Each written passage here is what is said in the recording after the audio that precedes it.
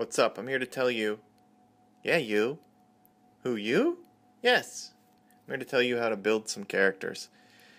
I don't think I'm going to go over every single character. Maybe I'll make a follow-up video that if you really fucking need it. But more than just show you, this is how I build my character. I want to talk about why make you start thinking how to build a character. Let's start off with what is the best character in the game. The Salarian Infiltrator. Why is he the best? Because the M98 Widow sniper rifle is the best weapon in the game, and he uses it better than anyone else. What do I mean? First off, Tactical Cloak. First option is not an option. It makes you invisible. It increases your recharge speed of the cloak. Rank 3 increases the power duration. Now here at rank 4, like every rank 4, you get a chance to choose between two different options. With the Salarian Infiltrator, I always try to make this the sniper character. I don't try to succeed. So there's two ways to build infiltrators. One is to revive people all the time who are crappy, or the other is to be a frickin' beast-ass sniper who can also revive people. Increasing the damage bonus by 40% gives you increased weapon and power damage when you are invisible or coming out of invisible. So this will increase your sniper rounds and it will increase your energy drain. The next split, you can either increase the melee damage or increase the recharge speed. Obviously, meleeing with the Salarian is a waste of time. Increasing the recharge speed is much more preferable. Now the sixth option is to fire a power while cloaked and remain hidden, or to increase sniper rifle damage by 40% while cloaked. 40% sniper rifle damage. The M98 is already the best weapon in the game, and now you're going to almost quadruple.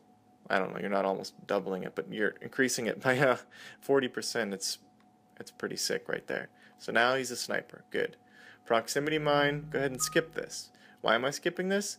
Because when you build a character in Mass Effect 3, if you really want to make that character the shiznit, in most situations, you want to build the health, the offense, and then two of the powers. Otherwise, it's what's called a broken character. There are a few exceptions, but I'm honestly trying to reset all my characters and make them perfect. 4 powers all the way maxed. Between the choices of proximity mine and energy drain, I'm going energy drain every time. I don't have to explain it to you. The proximity mine sucks. It's not a proximity mine. It's like a shotgun shell. Fuck that thing. Energy drain. First 3 things: hidden energy, steel barrier, shield power, recharge speed, increased damage. Alright, now when you have choices here, you can either go with radius or damage. Now I like to work at one target at a time with a sniper rifle, and I want him to be as hurting as possible. So I go increase damage by 30%, increase shield restoration rate by 50%. Now what this means is that when I blast an enemy like an Atlas or a Phantom or a Geth Prime or any enemy that has a shield with the energy drain, I'm not only doing damage to him, I'm restoring my shield. So if I'm in a sticky situation in a fight with an Atlas, I can just hit the R2 and bam, I got my shield back. That is much better than the recharge speed. Much better.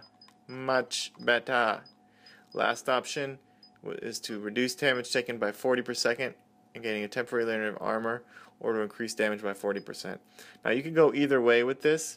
If you go with armor boost, it's a very defensive method. It'll keep you alive to fire more sniper rounds, but increasing damage by 40% is so tempting. I always have to go with this so that I can basically go into my energy drain, or go into my tactical cloak by pressing triangle, hit them with the energy drain by pressing R2, and then firing a sniper rifle, and almost every enemy is dead after that point. Salarian Operative. This is your offensive capabilities. Increase blah blah blah. Get to the first option, weapon damage. Weapon damage because you're sniping. And the other option here, now you could go with headshot damage if you're sniping with a Black Widow or you like hitting the head, I went with power, damage, and force bonus because I honestly almost never aim for the head. Sometimes I'll get a full gold run and I won't even get a 5 headshot medal because I just don't care. When I can use the energy cloak and get such a damage and power bonus out of it, I don't see any purpose in hitting him in the head. The final split increased weapons damage bonus by 10%. The other option was to reduce the weight of the sniper rifles, but actually a friend of mine, Driz T the Demon, came up with this method which allows you to sort of cheat all the recharge times of the Solarian and otherwise infiltrators. Every infiltrator that has a secondary power like a cryoblast, energy drain, or sabotage. Fitness, of course, I'm going shields all the way. No need to melee with this character. So the way that it works with this guy is that, like I said, you go invisible, fire your energy drain, and then fire your sniper rifle round, and by the time you finish the reload animation, you should be back ready to do the tactical cloak once again. This is a way to kind of cheat the amount of time that it takes your tactical cloak to come back. For some reason, when you fire your powers in that combination, in that order, it brings both powers back faster than it would if you had fired either of them independently. Furthermore, anytime you do something like deactivate a device or revive a teammate while invisible, if you fire your energy drain, even if you don't hit anyone with it, it will bring your tactical cloak back faster. So every time I revive someone with this character, I do it while invisible, and then as soon as they are revived, I hit the energy drain so that it'll get me my invisibility back as fast as possible. That is my favorite character right there. Call him Pussyhead. The next best character in the game, as far as power, is probably the Human Vanguard. Now, there's a few options to go with these guys, but lately I've been doing this option. Biotic Charge. At the first power split, I increase the damage and force. I like to take out one enemy at a time with as much damage, so I'm not trying to hit 2 additional targets with the Biotic Charge. Increasing power damage and force by 25% for 15 seconds after a Biotic Charge means that when you hit your Nova, it's going to be more lethal. I'm not really trying to Biotic Charge and shoot them to death. I'm trying to Biotic Charge and then follow it up with a Nova. Now, for the first month I played this game, I always had the barrier on, so it increases barrier by additional 50% after a successful Biotic Charge. But lately I've switched it to giving Biotic Charge a 25% chance of not triggering a cooldown.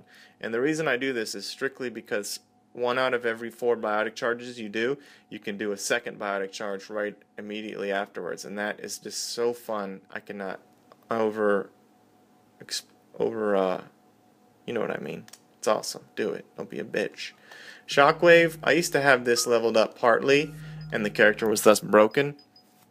And I used it to attack Guardians, but now I'll just avoid Guardians with the Vanguard, let other people take them, or shoot them in the feet. Nova is super essential. If you don't have this, you're dumb. First split, you can either increase the damage or the radius. Again, I like to work on one target at a time, so I go with damage. Increase recharge speed of all powers by 25%. That means your Biotic Charge is going to come back. Now, the human female I put on as the lower split, which is gain the option to use the Nova 2 times in a row by reducing its barrier consumption but at the cost of reducing force. What this means is that you can use 2 Novas in a row, but they're not as deadly. And the reason this is kind of cool is if you're up against a Prime or some top tier enemy and you want to use the Biotic Charge Nova combo, but you don't want your entire shield to go away, you can only hit the Nova once and then shoot your gun a couple times and then hit the Biotic Charge, and your shield will only be halfway down. So this option, you could really go either way, and I think I'm going to reset this character and try it with the Half Blast and see how that goes, because I have it on my human female, but she doesn't have the 25% Biotic Charge option.